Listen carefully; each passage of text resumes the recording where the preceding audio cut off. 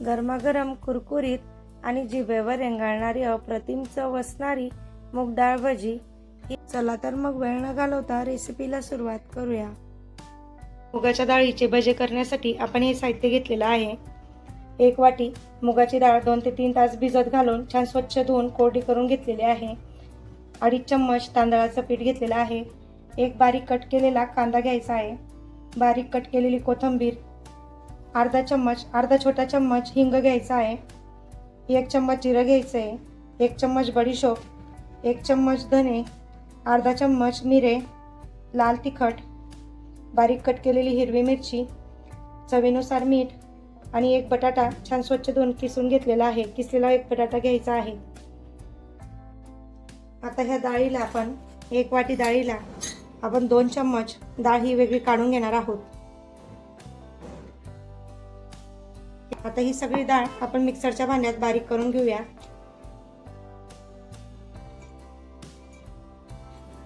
हे पहा, मिक्सरमधनं किती छान बारीक दळून घेतलं. हे पाहू शकता. याप्रमाणे बारीक दळून घ्यायचं आहे. सुरुवातीला पॅन गरम करायला ठेवायचं. पॅनमध्ये 1 चम्मच धने, 1 चम्मच बडीशोप, 1 चम्मच जिरं, 1 चम्मच काळी मिरी हे छान भाजून घ्यायचं एकत्र करून. हे भाजून घ्यायचं 2 मिनिटासाठी. या मसाल्यामुळे मुगाच्या डाळीच्या भज्यांना खूपच छान टेस्ट येते. हे पहा, छान खरपूस भाजले गेलेले आहेत. आता आपण गॅस बंद करून हे काढून घेऊया मसाले. हे मसाले थंड करून घेऊया एका प्लेटमध्ये. आता एका खलबत्त्यामध्ये हे कुटून घेऊया.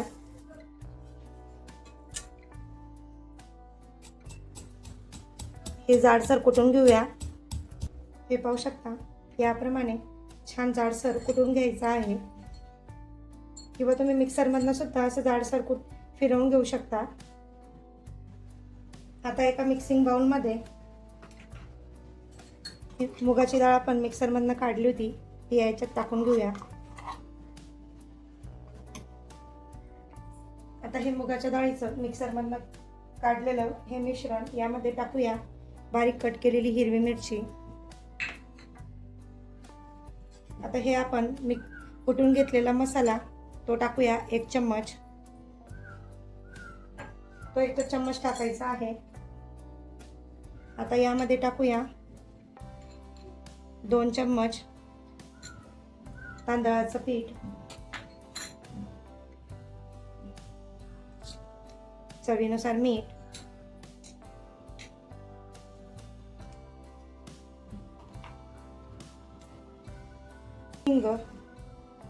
हिंग तुम्ही एकदम छोटा चम्मच असेल तो अर्धा चम्मच टाकला तरीही चालेल. चटणी चवीसाठी चटणी अजून थोड्या प्रमाणात टाकूया. आता छान टेस्ट येण्यासाठी किसलेला बटाटा. यामुळे काय होतं, मुगाच्या डाळीच्या भज्यांना खूपच छान टेस्ट येते. तांदळाच्या पिठामुळे भज्यांना कुरकुरीतपणा येतो म्हणून टाकायचं आहे.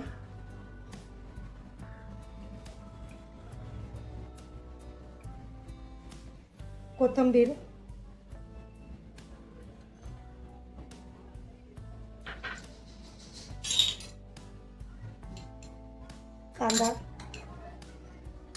कांदा हा ऑप्शनल आहे,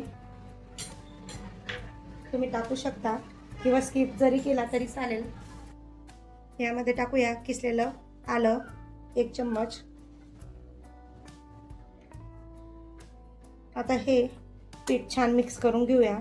यामध्ये पाणी टाकायचं नाही, यातच हे सगळं भिजवून घ्यायचं आहे.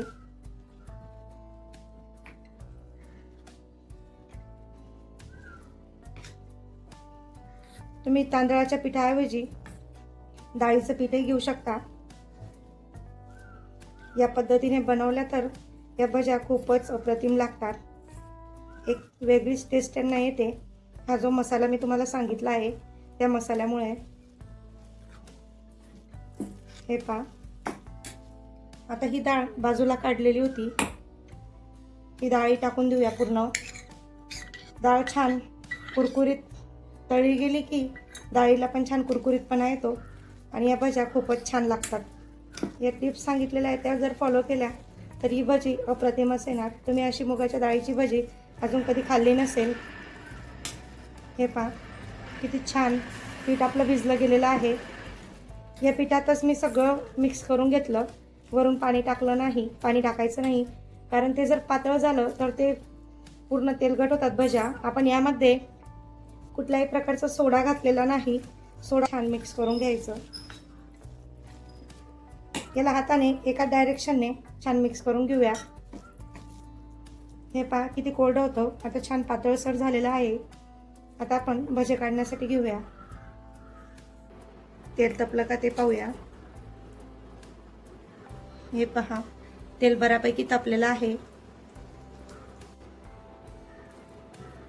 आता यामध्ये लागतील तसे छोटे छोटे आकाराचे भजे आपण काढून घेऊया. जेवढे मावतील तेवढे टाकून घेऊया. तुम्ही चम्मचने सुद्धा हे भजे अतिशय सोप्या पद्धतीने टाकू शकता.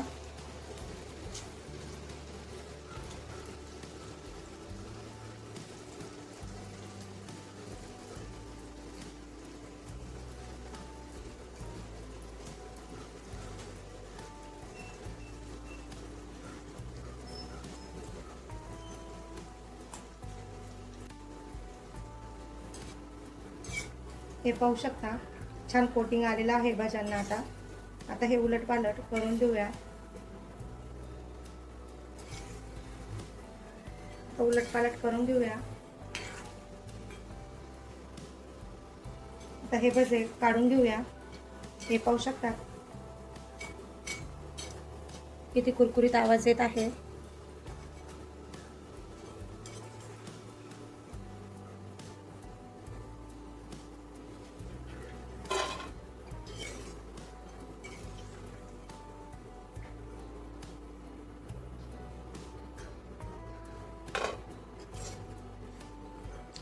याच प्रकारे दुसरी बॅच ही तळून घेऊया.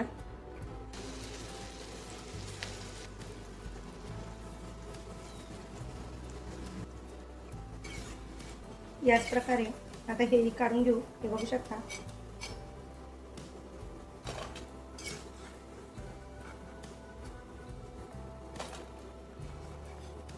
आता सर्व भजे असेच तळून घेऊया.